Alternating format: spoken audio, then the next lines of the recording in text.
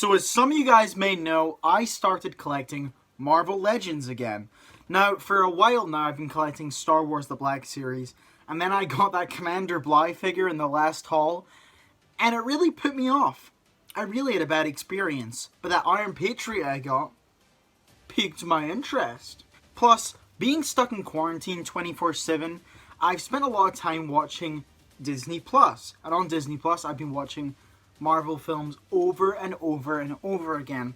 And it's really got me in the mood to start collecting Marvel Legends again. However, I looked at my sad little collection and said, that's not enough. I need more. And that's why I kicked my ass into gear and started ordering a plethora of Marvel Legends figures. And today, I'm going to share with you my very first haul of my new updated collection. These figures got to me about a week or two ago, maybe 3 weeks ago. And the reason I'm buying these figures, it's keeping me sane. It's giving me something to do while I'm locked in the house 24/7. Now, without further ado, let's begin. Starting off, we have the Marvel Legends The First 10 Years Ultron figure. Now, this Ultron figure is a repaint of the Age of Ultron Build-A-Figure, Ultron, obviously. However, it's sculpted in new, shinier plastic and has way more paint decals. I never had the original version, as I started collecting Marvel Legends a year ago. So, my figures are all from Endgame. My first ones, really, and a bit of Infinity War sprinkled in there. So I've really been playing catch-up on a lot of these older characters. Now, this Ultron, I actually really like it. I didn't think it was going to be that good. You know, it's got open hands, and I like it when they come with fisted hands figures, because there's just more things you can do. This is very specific. But because Ultron, he does shoot his lasers out of his fingers. I remember seeing in the film.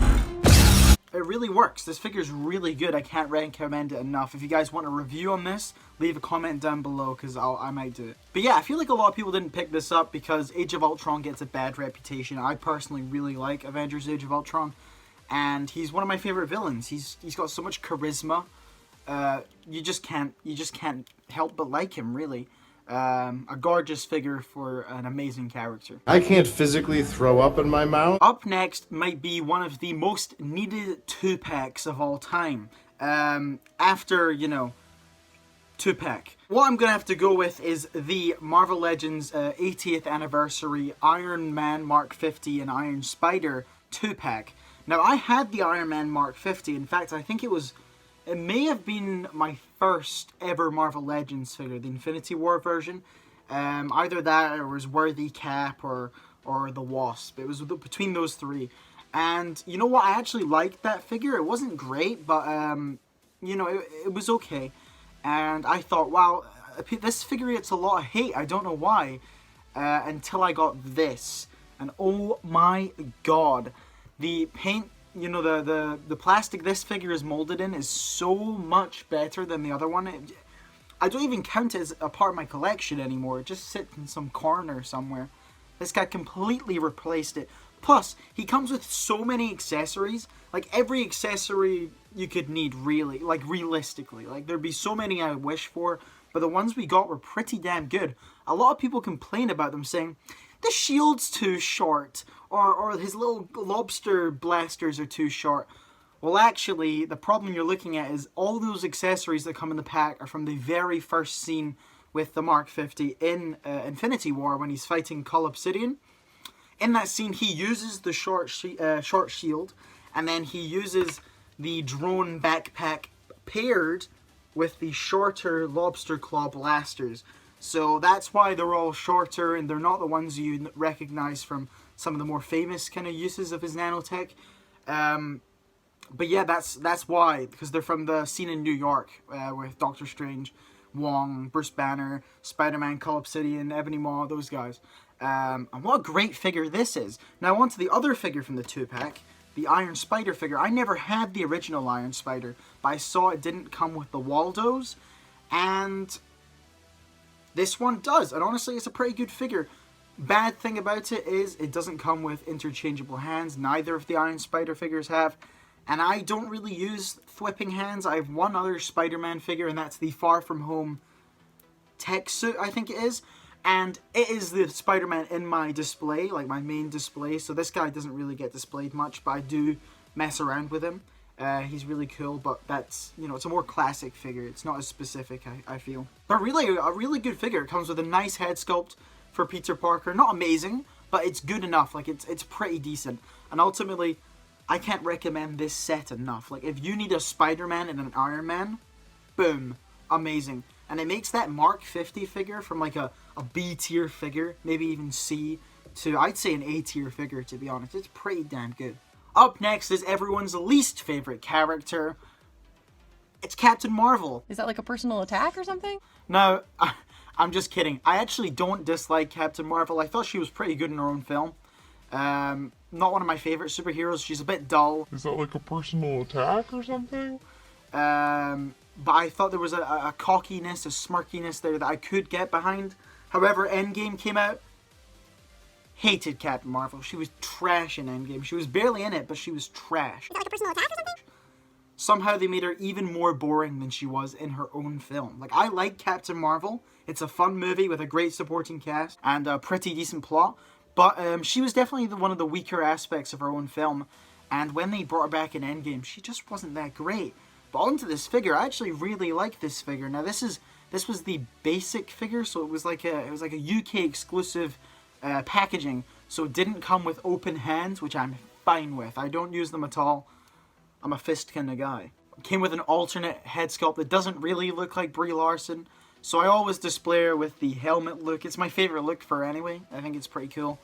And yeah, this is actually a pretty good figure. Like, I was surprised. Like, I do find myself messing around with this figure quite a lot. I might even get the binary form just to get some more poses out of it, because it's really good. It's probably my second favorite female figure in my collection. My favorite you'll see in a future haul, but yeah, this is pretty good. Last but not least, Giant Man. Now, yeah, this figure's pretty damn good. Could he have been bigger? Yes, because right now he's an awkward size between just being Ant-Man and, you know, like a normal Giant Man size. He's like slightly Big Man, you know? This is him next to Iron Man here. He's bigger. And I think I wouldn't really want a bigger Giant Man, because it gets the point across without taking too much room in your collection. Like, I can look at this and I'm like, he's definitely a Giant Man. So yeah, this was based on the Build-A-Figure. They gave it a new paint scheme, and they released it on its own. And I had the arm for the original Build-A-Figure. I can't remember what I got that from, actually. The Mark 45, not the Mark. The Mark 46 Iron Man. Oh, he's here, actually. This figure from Civil War. And yeah, I really like this figure. However, it has some problems. I do find it difficult to stand. The feet are a bit loose, so I kind of need to angle them weirdly to make him stand properly. And his arms just kind of rip off, which is understandable because he was a Build-A-Figure, but this figure was released on its own. So I would have expected some sturdier arm joints, but really, it's a great centerpiece to the collection, and I do not regret getting it at all. So that's all the figures from this haul, everyone. If you would like a review on all these guys, or any of them, leave it down below. And if you want a collection video, leave a comment down below as well. I'd love to do them. This is the first video of Marvel May, and I hope you guys liked it. Like, I love talking about Marvel Legends figures. I could talk about them forever. I love them. I love them so much. Can't wait to do some more Marvel videos, to be honest. It's a breath of fresh air for me, and it's making me want to make some more videos. So yeah, hopefully you guys like this. I know it's different from the normal content we get on the channel, but I hope you enjoyed it. And if this isn't what you enjoy, I will make more normal content soon. So keep posted for that. I'd like to also say my Patreon, I announced it last video, it's up. If you want to give anything, even $1, please do. It all helps. So thank you guys for watching this video. I'll see you guys in the next one. Goodbye. And the cat's in the cradle and the silver spoon.